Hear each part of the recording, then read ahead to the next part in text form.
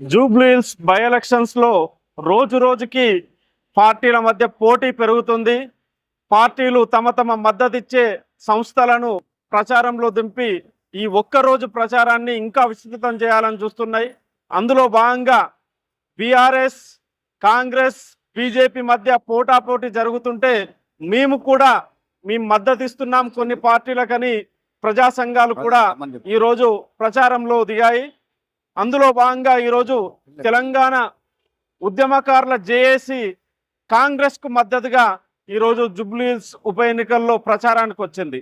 అంటే వారు ఎందుకోసం కాంగ్రెస్ కు మద్దతు ఇస్తున్నారు, వారు కాంగ్రెస్ కు మద్దతు ఇవ్వడం ద్వారా ఉద్యమకారులకు ఏం హామీలు నిలబెట్టబోతుంది కాంగ్రెస్ పార్టీ అన్నది వాళ్ళని అడిగే తెలుసుకుందాం.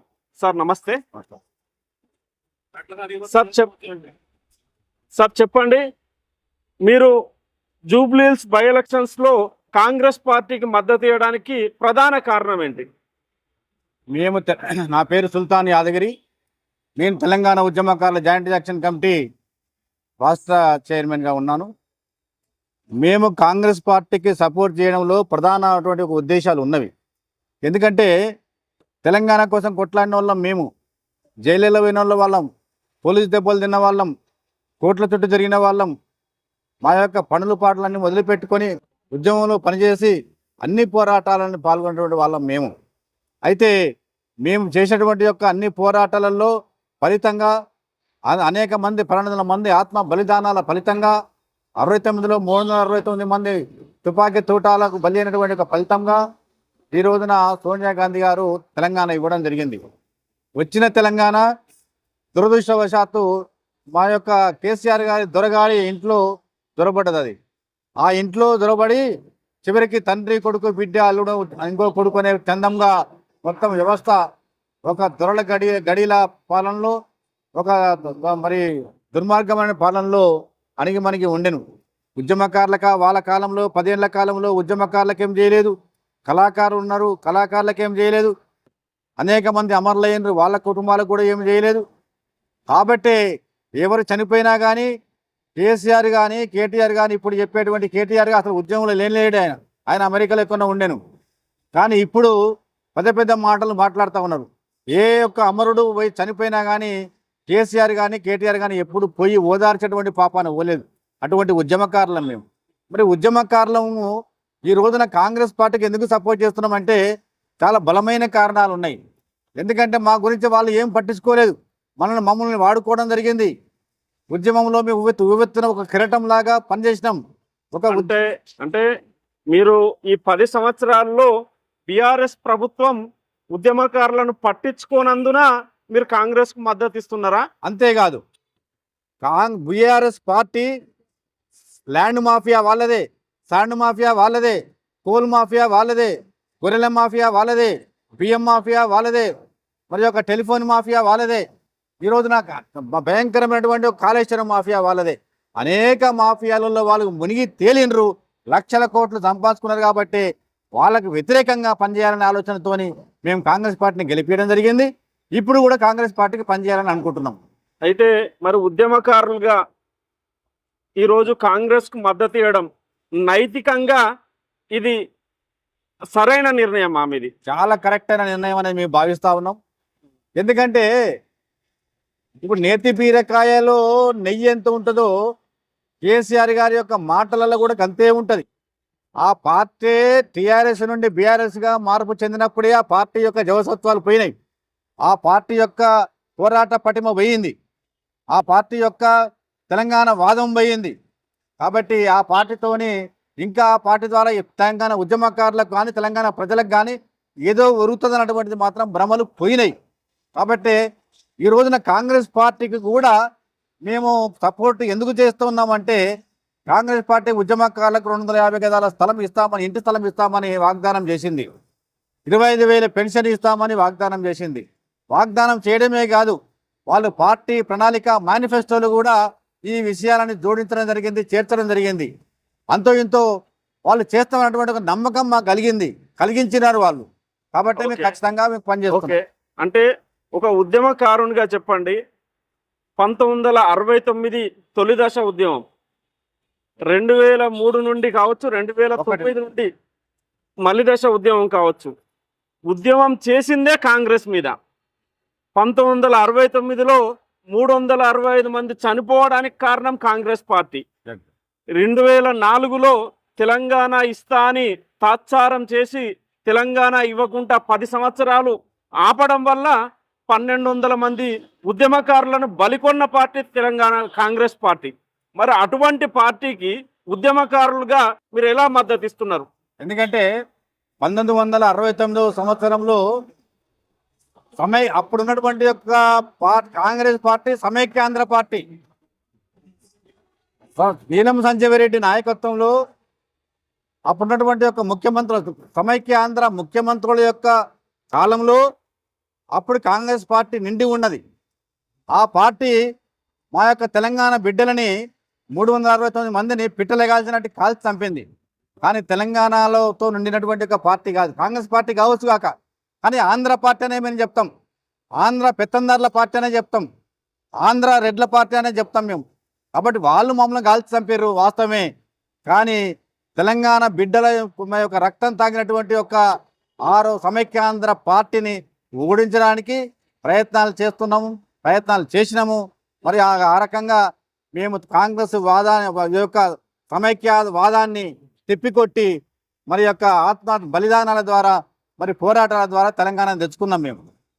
ఓకే, అయితే అంటే మీరు ఉమ్మడి ఆంధ్రప్రదేశ్ ఉన్నంత వరకే కాంగ్రెస్ కు వ్యతిరేకంగా పోరాడడం, తర్వాత కాంగ్రెస్ ఉద్యమకారులకు మద్దతు ఇచ్చిందని అంటున్నారు మీరు. సరే, మరి బీఆర్ఎస్ పార్టీ ఇదే విషయంలో మొన్న కేటీఆర్ గారు మాట్లాడుతూ, మనం కాంగ్రెస్ మీద ఉద్యమకారులందరం పోరాడి తెలంగాణ సాధించుకున్నాం, అప్పటి ఆంధ్ర పార్టీ అయిన టీడీపీని తరిమి కొట్టినాం, కానీ ఇప్పుడు రేవంత్ రెడ్డి టీడీపీ ఏజెంట్గా మారిండు.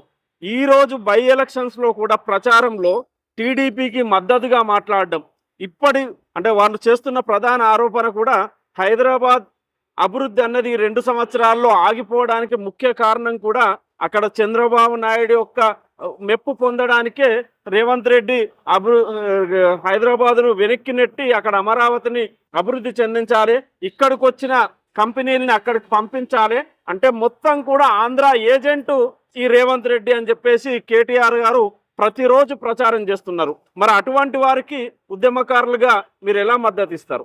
ఇది పూర్తిగా నిరాధారమైనటువంటి యొక్క ఆరోపణ. ఎందుకంటే కేసీఆర్ గారే ఒకప్పుడు కాంగ్రెస్ నాయకుడు, ఆయన కాంగ్రెస్లో అనేక పదవులు తీసుకున్నాడు. కేసీఆర్ గారే తెలుగుదేశంలో ఉన్నాడు, తెలుగుదేశం పాలిట్ బ్యూరో సభ్యుడు, తెలుగుదేశంలో మంత్రి పదవిని చేసిండు, రవాణా శాఖ మంత్రిగా చేసిండు. కేసీఆరే తెలుగుదేశంలో డిప్యూటీ స్పీకర్గా ఉన్నాడు. ఆయన ఈ రోజున బీఆర్ఎస్ పెట్టిండు కాబట్టి మేమంతా కూడా బీఆర్ఎస్లో పనిచేసిన వాళ్ళమే. నేను బీఆర్ఎస్కు స్టేట్ సెక్రటరీగా కూడా పనిచేసినాను. కాబట్టి అప్పుడు వాళ్ళు మరి తెలంగాణ ఉద్యమకారుడు మేము కాదనలేం కదా, కేసీఆర్ గారిని తెలంగాణ ఉద్యమకారుడు కాదని చెప్పలేం మేము. కానీ ఉద్యమకారులకేమీ జరగలేదు అనేటువంటిదే చెప్తాను. ఇంకొక విషయం ఏంటంటే, ఇక్కడ అభివృద్ధి జరిగింది ఆగిందనేది తప్పు మాట. గత 10 ఏళ్ల కాలంలో కూడా వాళ్ళ యొక్క పరిపాలనలో, బీఆర్ఎస్ పార్టీ పరిపాలనలో ఒక్క రేషన్ కార్డు ఇచ్చిన పాపాన పోలేదు. ఈ రోజున వీళ్ళు రేషన్ కార్డులు ఇస్తున్నారు, సన్న బియ్యం ఇస్తున్నారు, 200 యూనిట్ల వరకు విద్యుత్ సౌకర్యాన్ని పాక్షికంగా అమలు చేస్తూ ఉన్నారు, 500 రూపాయలకే గ్యాసు పాక్షికంగా అమలు చేస్తూ ఉన్నారు, ఉచిత బస్సు సౌకర్యం మహిళలకు కల్పిస్తూ ఉన్నారు. ఇటువంటి మంచి కార్యక్రమాలు చేస్తున్నారు కదా. సుమారుగా 2 సంవత్సరాలు కూడా ఇంకా కాలేదు. ఈ 2 సంవత్సరాలు కాకపోయినా కానీ ఇదే లాల్ బహదూర్ స్టేడియంలో 57,000 మంది నిరుద్యోగులకు ఉద్యోగాలు ఇచ్చినారు కూడా. ఇంకా 2 లక్షల మందికి ఉద్యోగాలు ఇవ్వడానికి ఈ రేవంత్ రెడ్డి గారు కాంగ్రెస్ పార్టీ సమాయత్తం అవుతా ఉన్నది. అదేవిధంగా ఇంకొక విషయం కూడా మీరు చెప్పిన దాంట్లో, ఈ రోజున మేము తెలంగాణ రాష్ట్రం అభివృద్ధి కోసం పనిచేయడానికి మరి సిద్ధంగా ఉన్నారు వాళ్ళు.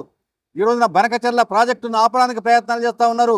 ఆర్డీఎస్ నుండి తెలంగాణ నీళ్లను వాళ్ళు మరి యొక్క ఈ కేసీఆర్ నాయకత్వంలో ఆర్డీఎస్ ద్వారా నీళ్ళు 3 టీఎంసీ ఉన్నటువంటి నీళ్ళని ఈ రోజున 11 టీఎంసీల నీళ్ళని ఈ రోజున ఆంధ్ర వాళ్ళు ఎత్తుకపోతుంటే కేసీఆర్ గారితో దానికి సంతకం పెట్టి నిమ్మలంగా కూర్చున్నటువంటి పరిస్థితి అప్పుడు. కానీ ఇప్పుడు అట్లా కాదు. బనకచెర్ల ప్రాజెక్టును మేము ఆపడానికి ప్రయత్నాలు చేస్తూ ఉన్నాం. ఆర్డీఎస్ నుండి 3 నుండి 11 యూనిట్లు అయితే వాటర్ తీసుకుపోతున్నారో అది అన్యాయం అని చెప్తా ఉన్నాం. కాబట్టి తెలంగాణ రాష్ట్రానికి ఏదైతే అభివృద్ధి జరగాలనో ఏ యొక్క చంద్రబాబు చెప్తేనో లేకపోతే ఒక తెలుగుదేశం చెప్తేనో వాళ్ళకి ఏజెంట్గా ఉంటూనో చేసేటువంటి ఒక వ్యక్తి కాదు ఖచ్చితంగా. ఎందుకంటే ఈయన ముఖ్యమంత్రి, ఆయన యొక్క తెలుగుదేశం పార్టీ కార్యకర్త కాదు, ఒక ముఖ్యమంత్రి స్థాయిలో ఆలోచన చేస్తా ఉన్నారు. అయితే సరే, అంటే మీరు కాంగ్రెస్ పార్టీని నమ్మిర్రు, ఇప్పుడు 100% నమ్మిర్రు. అయితే ప్రస్తుతం జూబ్లీహిల్స్ ఎన్నికల్లో మీరు మద్దతు ఇవ్వడం ద్వారా ఉద్యమకారులకు ఏం స్పష్టమైన హామీలు నిలబెట్టుకుంటామని మీకు ఏదైనా స్పష్టమైన హామీ ఉందా మీకు ప్రభుత్వం నుండి? మా యొక్క తెలంగాణ ఉద్యమకారుల జాయింట్ యాక్షన్ టీయూజేఏసీ యొక్క నినాదం విధానం ఏంటంటే పోరాటము ఖచ్చితంగా మేము మా యొక్క ఉద్యమకారుల యొక్క సమస్యలు పరిష్కరిస్తారనేటువంటి నమ్మకం మాకు ఉన్నది. ఎందుకంటే వాళ్ళు మేనిఫెస్టోలో కొంత పెట్టారు, వీళ్ళు మేనిఫెస్టోలో కూడా పెట్టలేదు కదా. మా యొక్క ఉద్యమకారులకు ఏ ఒక్క రోజు కూడా ఆలోచన చేయలేదు కదా. అమరుల కుటుంబాలను నడి రోడ్ల వడేసిరు కదా, కళాకారులను నడి రోడ్ల వదిలేసిరు కదా, ఉద్యమకారుల గురించి ఏమాత్రం పట్టించుకోలేదు కదా. వీళ్ళన్న కనీసం పట్టించుకొని మేనిఫెస్టోలో పెట్టినారు ఖచ్చితంగా. కానీ అంటే మీరు అనే దాంట్లో బీఆర్ఎస్ పార్టీ అంటే ఇప్పుడు పెద్ద ఎత్తున చర్చ జరుగుతుంది, ఉద్యమకారులను పట్టించుకోలేదు బీఆర్ఎస్ పార్టీ, అమరులను పట్టించుకోలేదని. కానీ కేసీఆర్ గారు కావచ్చు, హరీష్ రావు గారు కావచ్చు, వాళ్ళు స్పష్టంగా ఏం చెప్తున్నారంటే ప్రతి అమరుని కుటుంబానికి మేము 10 లక్షల రూపాయలు ఇచ్చినాం, దాదాపు 1200 మందికి మేము 10 లక్షల రూపాయలు ఇచ్చినాం. అదేవిధంగా ప్రభుత్వ ఉద్యోగాలు ఇచ్చినాం, ఉద్యమంలో పోటీ చేసిన ఉద్యమంలో పాల్గొన్న వారికి ప్రభుత్వంలో స్థానం కల్పించినాం. కొన్ని పొరపాట్లు జరిగినాయి తప్ప ఉద్యమ పార్టీ ఉద్యమకారులకే చేసింది తప్ప ఆంధ్ర వాళ్ళకి చేయలేదు. కానీ ఏదైతే ఉద్యమకారులను పట్టించుకోలేదనే ఆరోపణను బీఆర్ఎస్ కొట్టిపారేస్తుంది. ఈ రోజున వాస్తవంగా మేము అనేక పోరాటాలు చేసినప్పటికీ కూడా మరి ఆ రోజులలో కూడా టీఆర్ఎస్ యొక్క పార్టీ ఏదైతే ఉందో ఇది పూర్తిగా ఉద్యమకారులను పట్టించుకున్నటువంటి పరిస్థితి లేదు, పట్టించుకోలేదు కూడా, పట్టించుకున్నటువంటి ఒక ఆలోచన కూడా వాళ్ళ లేదు. విధంగా వాళ్ళు పట్టించుకోవాలంటే 5 నిమిషాల్లో జరిగే కార్యక్రమం మాది. వాళ్ళ పెద్ద గొంతెమ్మ కోరికలు కూడా లేవు, ఎందుకంటే వాళ్ళ మనసులో లేదు. మేము ఎంత మాత్రం చెప్తే మాత్రం ఏమొస్తుంది వాళ్ళకు. ఈ రోజున ఆ రోజున కేటీఆర్ గారు ఉద్యమంలో ఎక్కడ ఉన్నారండి? ఉద్యమంలో లేనేలేడు కదా. ఆయన సగం ఉద్యమం వచ్చినాక వచ్చిండు ఆయన. ఇక మరి ఆ కవిత కూడా సగం ఉద్యమం నడిచినాక వచ్చిండు ఆయన. మేము మొదటి నుండి ఉన్న వాళ్ళం. హైదరాబాద్ నగరంలో పార్టీ పెట్టిన రోజులలో ఉన్నటువంటి పిడికడి మందులలో నేను ఒక్కనే కాదు, ప్రధానమైన వ్యక్తిని కూడా.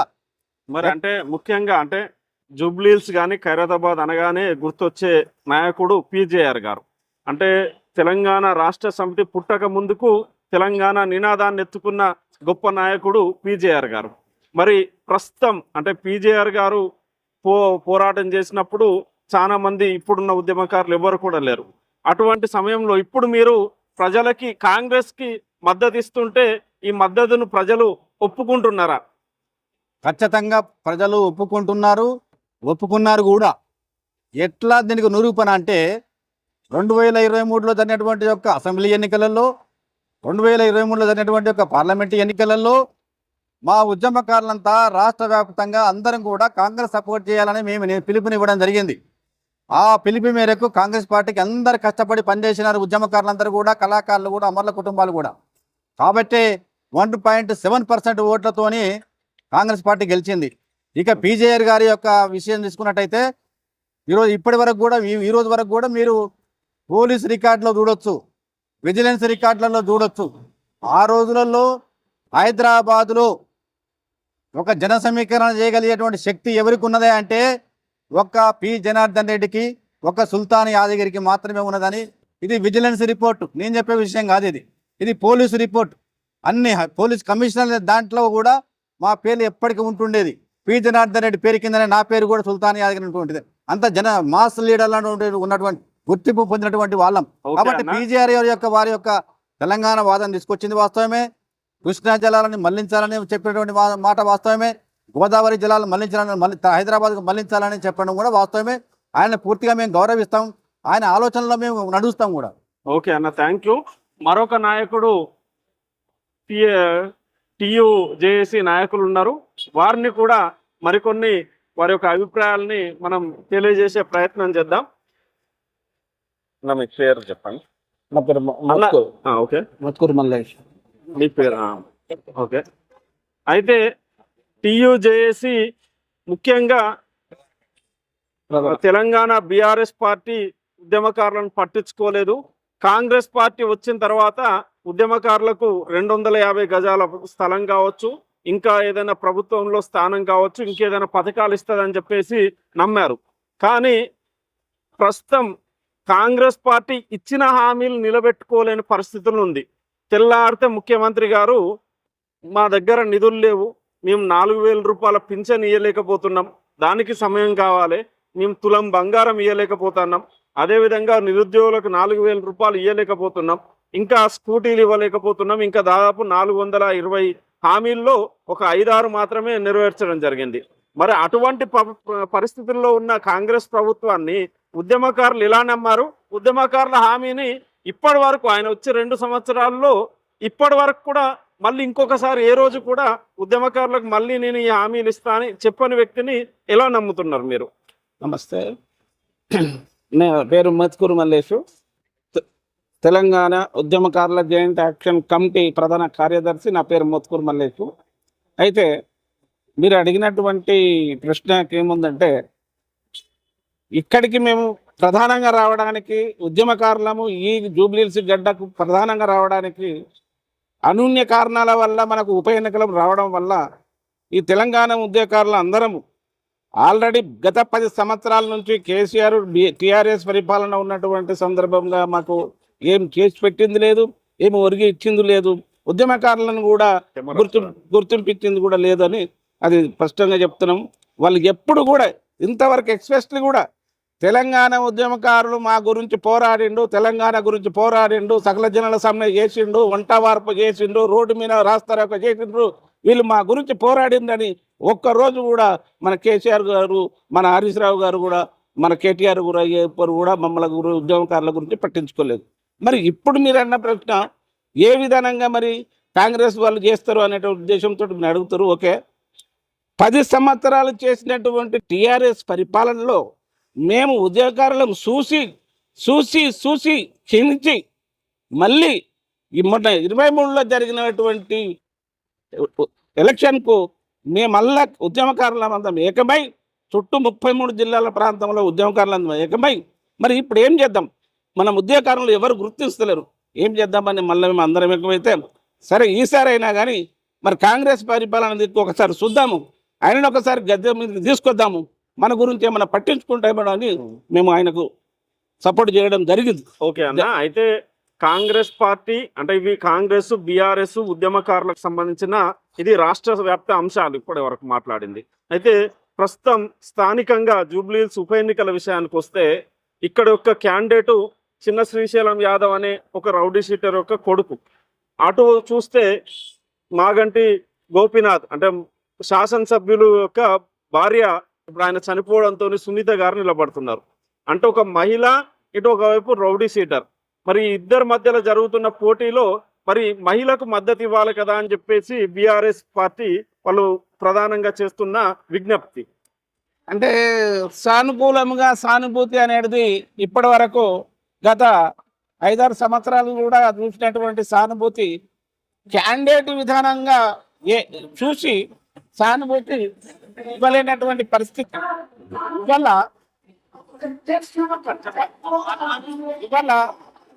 వాస్తవంగా నేను ఒకటి చెప్తున్నా,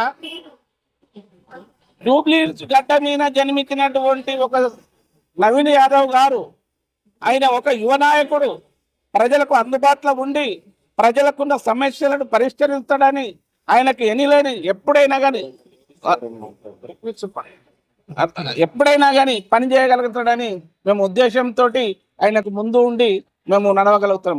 రెండోది, మీరు సునీత గారికి కూడా ఏం చేస్తారంటే, ఓకే అది కూడా ఒక అనుకున్న కారణాల వల్ల మధ్యలో ఉప ఎన్నికలు రావడం చాలా బాధాకరమైన విషయమే. ఇప్పుడు ఎక్కడ కానీ అధికార పార్టీ ఉన్నది కాబట్టి అధికార పార్టీ దిక్కే ప్రజలు చూస్తారు, కానీ వేరే దిక్కు పార్టీ చేయలేకపోతారు. ఎందుకంటే అధికారంలో ఉన్న పార్టీని గెలిపిస్తే ఇక్కడున్న ఈ జూబ్లీహిల్స్, బోరబండ ఇవన్నీ మంచి ప్రకృతి అభివృద్ధి చెందుతాయి అనేటువంటి ఉద్దేశంతో అధికార పార్టీకి ఎక్కువ సపోర్ట్ ఇచ్చేటువంటి అవకాశం ఉన్నది.